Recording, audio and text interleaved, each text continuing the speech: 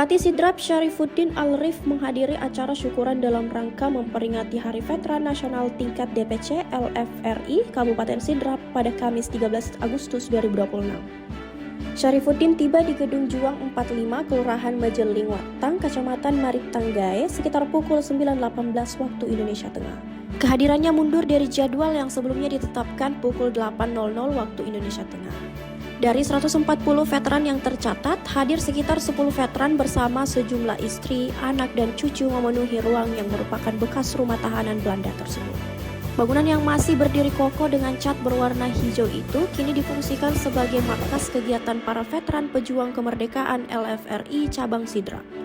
Kegiatan tersebut sekaligus menjadi bagian dari rangkaian ajang sana dalam rangka memperingati HUT Kemerdekaan Republik Indonesia ke-81. Dalam kesempatan itu, Syarifuddin menyampaikan terima kasih kepada para veteran yang telah hadir untuk bersilaturahmi bersama pemerintah daerah dan Komandan Kodim 1420 Sidrap Letkol INF Andi Sulhakim Asdar.